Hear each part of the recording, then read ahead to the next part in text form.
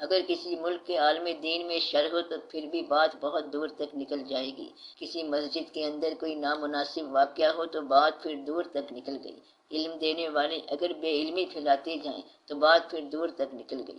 لہٰذا اس بات کا بڑا احساس کرنا پڑے گا کہ یہ کون لوگ ہیں جو عبادات کے باوجود، سب سے بلند نظریہ رکھنے کے باوجود اور مسلمان ہونے کے باوجود ہلاکت ہی ہلاکت میں ہیں۔ نہ ہماری یہ زندگی بنی اور نہ وہ بنتی نظر آ رہی ہے۔ مسلمانوں کو مسلمان ہونے کا انعام یہ ملا ہے کہ موت کا منظر ان کے لیے لکھ دی گئی ہے۔ کافر تو پہلے سے ہی نہیں مانتا کہ موت کا منظر کیا ہوتا ہے۔ اب مسلمانوں کے لیے سزا یہ ہے کہ آپ لوگوں کے لیے ایسی کتابیں لکھی جائیں، موت کا منظر مرنے کے بعد کیا ہوگا۔ اب آپ تک جنت کا تصور بھی نہیں آنے دیا گیا۔ ہماری عبادات اس حد تک آلودہ کر دی گئی ہیں، اس بات پہ بڑا غور کرنا چاہیے آپ کو۔ لہٰذا ایک تو عبادت وہ ہوئی جو سب کے لیے فرض کی گئی ہے، پھر وہ ذات پاک صلی اللہ علیہ وسلم کے جس نے عبادت کا تصور دیا، ان کی شخصیت پر مر مٹنے کی خواہش عبادت ہے، اور تیسرا اس صفت کا تحفظ جو آپ کو اللہ کریم نے فرض کے طور پر دے رکھی ہے۔ مثال کے طور پر اولاد اور ماں باپ کا معاملہ دیکھو۔ اللہ کریم بار بار فرماتے ہیں کہ ماں باپ کے سامنے اف نہ کرنا، ان کے سامنے اف نہ کرنا، نہ انہیں جھڑکنا اور ان سے نرمی سے بات کرنا۔ اب نہ ماننے والا کہہ سکتا ہے کہ یا اللہ ہم تو تیری عبادت کرتے ہیں، یہ ماں باپ کون سی مصیبت درمیان میں آ گئی ہے، لیکن آپ اف نہ کرنا، مانتے جانا، کیونکہ یہ اللہ کا حکم ہے۔ لہٰذا وہ فرض بھی اللہ ہی کی طرف سے ہے، اولاد کی پرورش بھی اللہ کی طرف سے ایک فرض ہے، سانس کا سلسلہ قائم رکھنا بھی اللہ کی طرف سے فرض ہے، اور اپنے رزق کو صالحہ بنانا بھی اللہ کی طرف سے فرض ہے۔ اور آج کل رزق پورا ہوتا ہی نہیں، قوم مسکین ہوئی پڑی ہے۔ مسکین وہ ہوتا ہے جو محنت کے باوجود رزق پورا نہ کر سکے، اس لحاظ سے اکثر لوگ تو مسکین ہو گئے، اور وہ لوگ ظالم کہلاتے ہیں جن کے پاس پیسہ زیادہ اور خرچ کم ہو۔ ایسے لوگوں کے پاس پیسہ زیادہ ہے اور لوگوں پر پیسے کی وجہ سے فوقیت دکھاتے ہیں اور پھر دعوت اسلام کا شوق رکھتے ہیں۔ لہٰذا آپ سے گزارش یہ کرنی ہے کہ اسلام صرف عبادات کا نام نہیں ہے، بلکہ اسلام اللہ تعالیٰ کو ماننے کا نام ہے۔ اللہ وہ جس نے آپ کو زندگی عطا فرمائی، اللہ وہ جو منصب عطا فرماتا ہے۔ اگر آپ اپنا منصب اور اپنی صرف چھوڑ دو اور صرف عبادت کرو تو یہ صحیح نہیں ہے۔ مثلاً ماں باپ بیمار ہوں اور انہیں اکیلا چھوڑ جاؤ تو آپ کی عبادت بے معنی ہے۔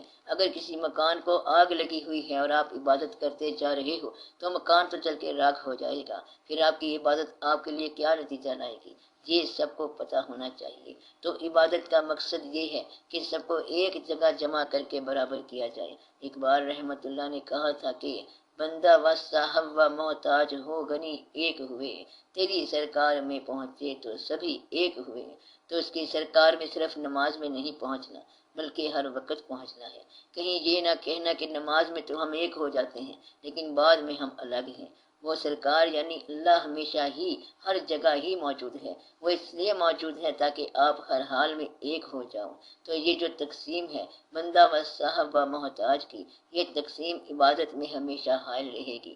یہی وجہ ہے کہ میں نے خود ایک دفعہ دیکھا کہ ایک بہت بڑا آدمی جو وقت کا بادشاہ تھا، جب وقت پر نماز کے لیے پہنچ نہ سکا تو اس کے لیے جماعت لیٹ کر دی گئی۔ یہاں تک تو میں نے خود دیکھا ہے کہ مغرب کی اذان ہو چکی تھی اور پھر بھی جماعت لیٹ کر دی گئی کیونکہ صاحب اقتدار شخص ابھی نہیں پہنچا تھا۔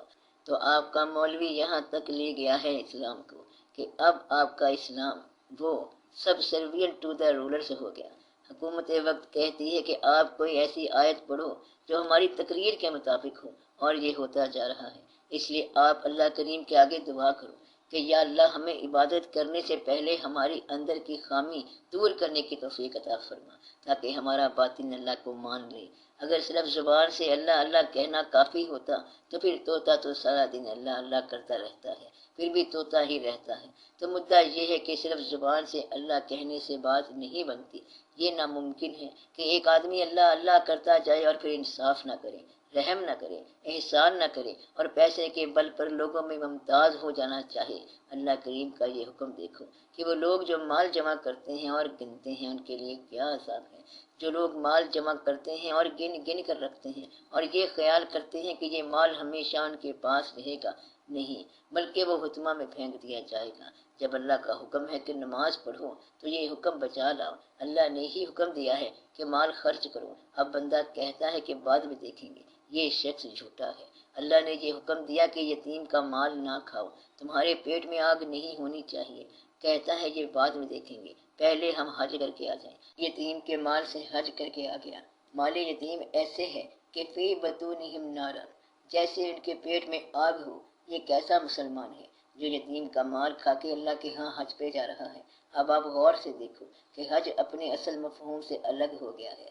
یتیم کا مال کھانے والا اللہ کے آگے بے دھڑک جاتا ہے، اور پھر خانہ کعبہ میں بلیڈ لگا کے غلاف پھاڑ کے لایا کہ یہ تبرک ہے۔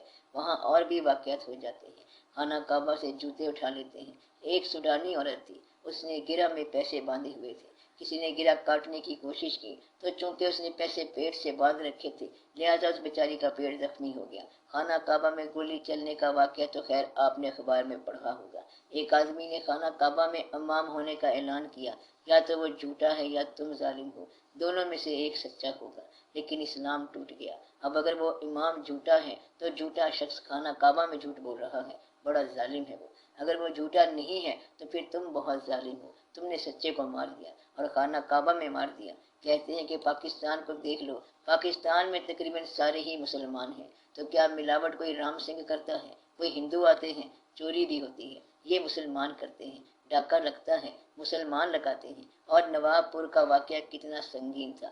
آپ سناتے ہیں کہ سندھ میں محمد بن قاسم تشریف لائے، کیونکہ مسلمان عورتوں سے کسی نے زیادتی کر دی، عالم اسلام کو بڑا جلال آ گیا اور محمد بن قاسم جلالت کبریہ بن کے آیا اور اس نے راجہ دہر کو تہس نہس کر دیا۔ اگر بالکل یہی واقعہ مسلمان عورتوں کے ساتھ مسلمان مرد کریں تو بس یہاں پر سب خاموش ہیں۔ معاشرہ کولاپس ہو گیا، بلکہ ٹوٹل کولاپس ہو گیا۔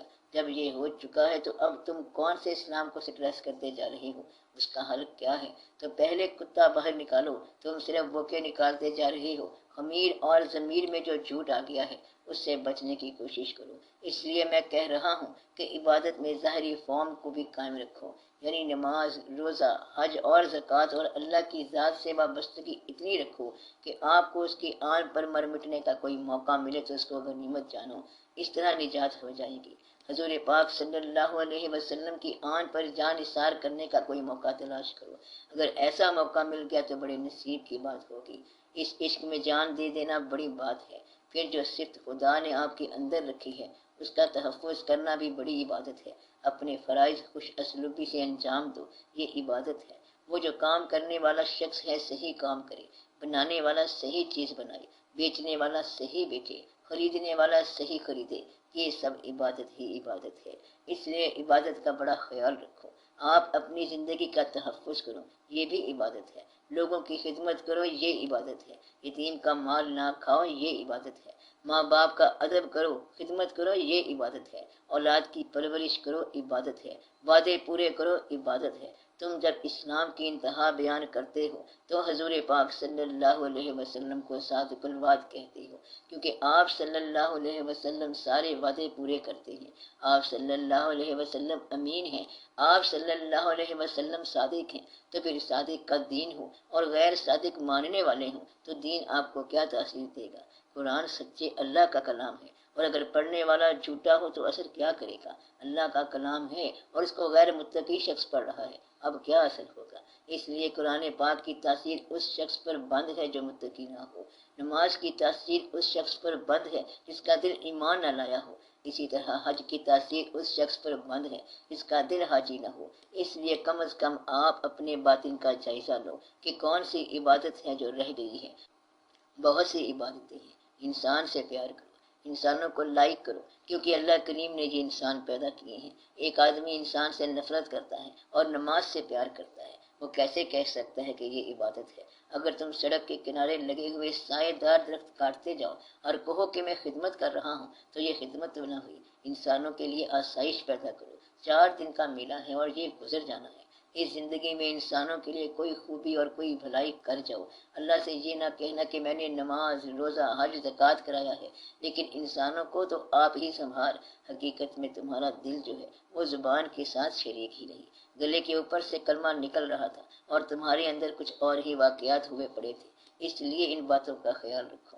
عبادت اس خاصیت کا تحفظ ہے جو آپ سمجھتے ہو کہ اللہ کی طرف سے آپ کو ملی ہے۔ مثلا رات کو ایک مہمان آ گیا، آپ نے بلایا نہیں، اس نے آنے سے پہلے بتایا نہیں تھا۔ اب تم سوچو کہ اگر مہمان خود آیا ہے تو بے شک باہر نکال دو، اور اگر یہ سوچتے ہو کہ اللہ کریم نے اسے بھیجا ہے تو خدمت کر لو۔ اگر آپ سمجھتے ہیں کہ اللہ کریم یہ کائنات چلا رہا ہے تو پھر بڑی احتیاط کرو۔